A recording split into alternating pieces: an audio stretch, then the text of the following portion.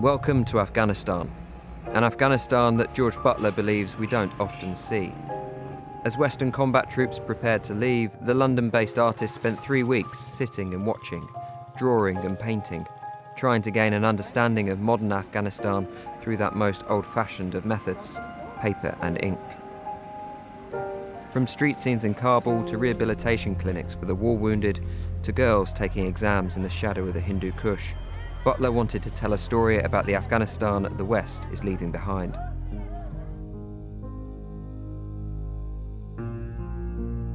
Talk us through this picture. This is a girls' school.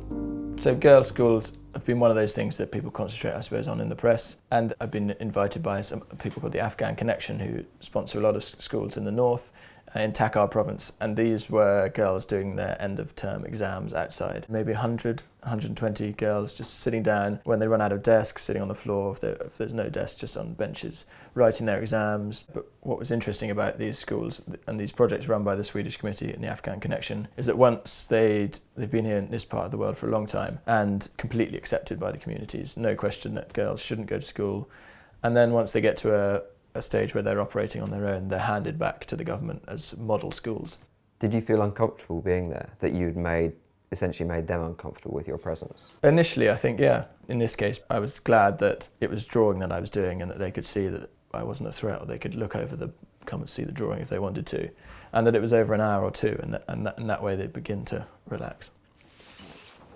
This is in Herat, in northern Afghanistan, on the border towards Iran. And early one morning in the old town, it's just a typical market scene as you might imagine it anywhere between the Middle East and Asia. People going about their business, opening their shops, things that happen from day to day.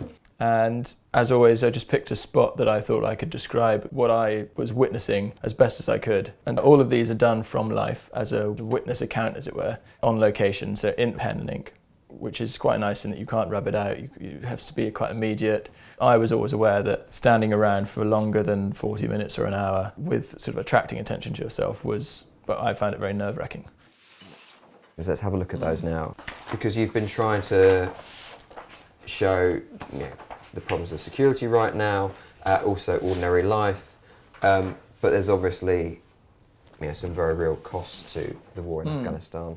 Tell us about this guy, though. All these next 3 drawings were drawn in prosthetic limb project run by the Red Cross. This was a guy just waiting in the corner, and I think the fact that he didn't mind me doing that gives you some idea of the attitude of a lot of people there. What was interesting, or what I found interesting about the Red Cross project in particular, was that every single position, nurses, technicians, guards, were all taken by people who were missing limbs or had polio or clubfoot or a genetic disorder, which meant they had orthosis and couldn't walk. And it provided this incredible atmosphere that when you saw people walking in as people missing limbs or new patients, there was no time for them to feel sorry for themselves. And they could always see that there was a life after getting better from whatever had happened to them.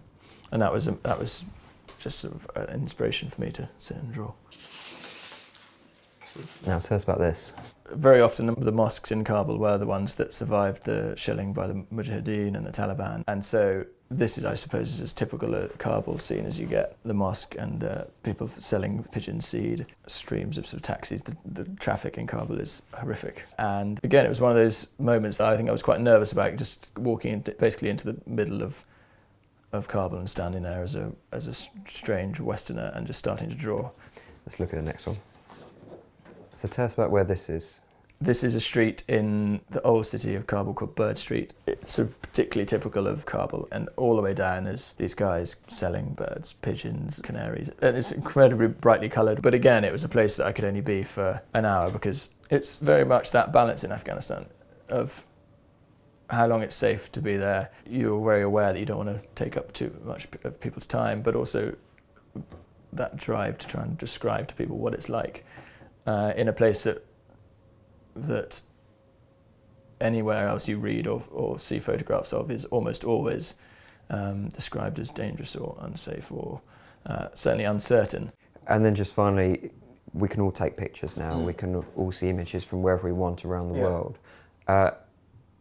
What is the advantage, you think, of pen and ink on paper? I think that it probably wasn't just something that we did in the end of the 19th century whilst we waited for photography to be invented. I think there was a value to having drawn images in our news. But I think particularly now, with the sort of abundance of digital imagery, some of it manipulated, some of it particularly brilliant at its job, but certainly, billions and billions of photographs every day. The fact that it's different when you turn the page, it's just a drawing done from life on location by an individual as they spent time doing it. I think that can be quite evocative and also quite engaging for an audience. And perhaps there's a correlation between the time spent doing it and the time spent looking at it. For Monocle in London, I'm Steve Bloomfield.